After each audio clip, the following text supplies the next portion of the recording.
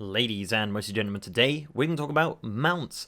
More specifically, we're going to be talking about the 5 brand new mounts you can actually acquire in the new Arathi Highlands zone. Now, if you didn't know, Arathi Highlands is getting a massive makeover in the new expansion Battle for Azeroth, and if you actually want to check out all of the changes that are happening over there, I do have a video that I uploaded last week, so link to that is in the description and in the top right of your video right now. So, once you've seen the changes to Arathi Highlands, you're wondering, what is here to do? What do you do in this new Arathi Highlands? So the way it works is that if the Horde win the war fronts, the zone slightly changes towards the Horde, and if the Alliance win, the zone turns more Alliance. So the Alliance will have Stromguard if the Alliance win, and if the Horde win, the Horde will have their new little zone up there. Now, at the moment, the zone is owned by the Horde, so currently Stromguard is destroyed and has a load of ghosts around it. So yeah.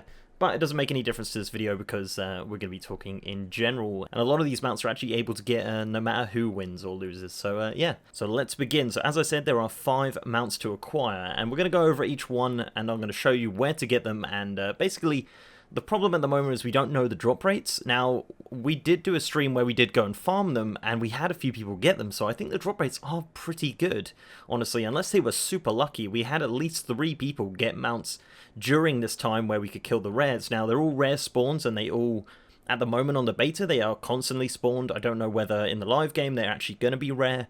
Probably not. Rare spawns these days aren't really rare spawns at all. You can currently kill them once daily and get loot for them. You can kill them over and over, but they won't drop any loot, so it's kind of counterproductive. So the first mount we're going to look at is called Skullripper. Now this is just a unsaddled red Raptor. It's one of those new Raptor models. It looks absolutely fantastic. The high res kind of Raptor model looks really cool. Not really sure why it doesn't have a saddle, but whatever. It actually drops from Skullripper, who is a Raptor running around a rock to the right of the Dabberies farmstead. Yes, Dabberies, that's apparently a word.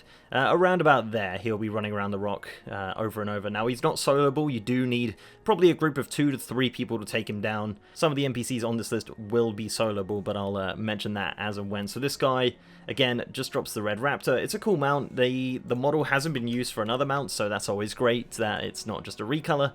And yeah, kind of unique, I suppose. The next mount we're going to talk about is the Swift Albina Raptor. Now, this is a recolor of all the Raptor mounts that you've probably seen over the years on World of Warcraft. It looks great, honestly, it really does. I really like the red contrasting with the white skin on the Raptor. I think it, yeah, as I said, it just looks fantastic.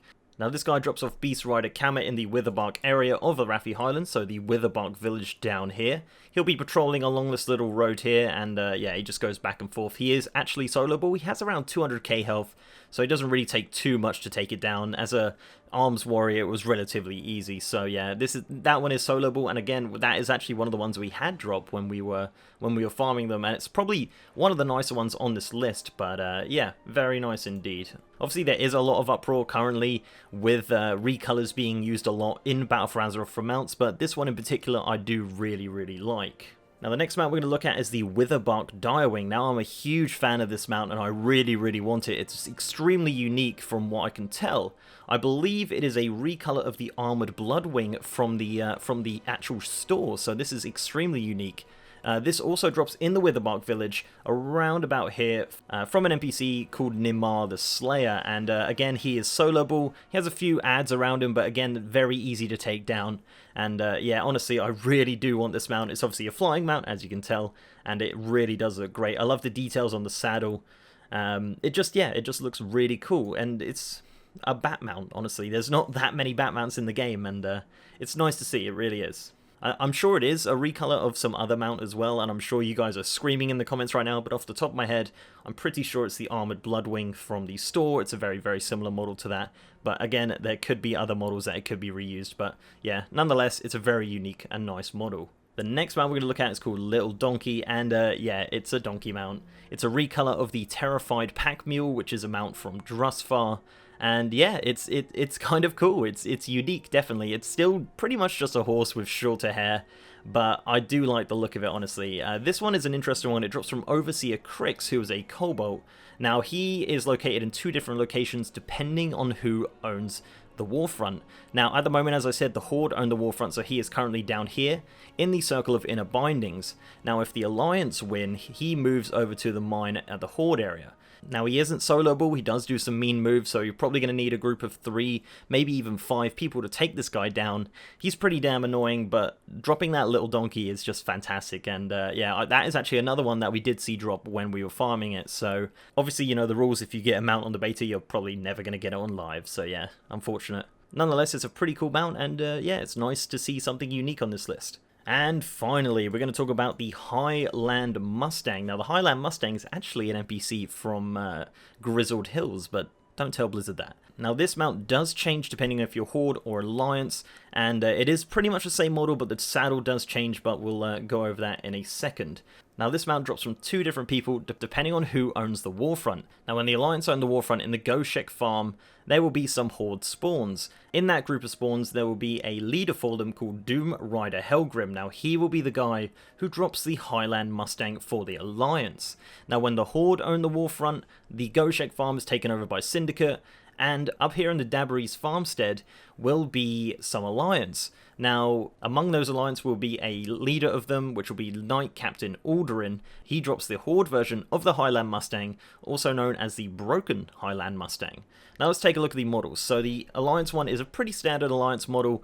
It's got a kind of a nice, neat saddle with the Alliance flag on the back of it. It's got that new high-res horse model, which looks absolutely fantastic. Now, the one that I prefer is actually the Broken Highland Mustang. Now, this is the Horde version, and honestly, I really just love the saddle on it. I know people are pretty sick of horses so far, but a horse for the Horde is an interesting concept, and especially, you know, they've got the Horde logo on there, they've got this kind of bone-ridden saddle that just looks really cool.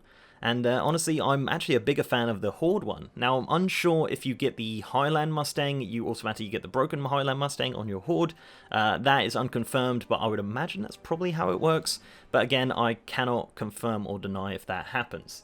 So, that's pretty much it, guys. That is pretty much the 5 mounts of Arathi Highlands. I know most of them are recolors and stuff like that, but it's nice to see that they're adding stuff for the Horde and for the Alliance, depending on who wins it. Now, obviously, 4 out of 5 mounts can actually be done no matter who wins it, but that could change. It could potentially change where the Alliance couldn't even attack the rares. But we'll see. We will see. So, guys, let me know in the comments what you think of all these mounts and whether you're excited for any of them in particular, or if you're pretty disappointed in the fact that some of them are recolors.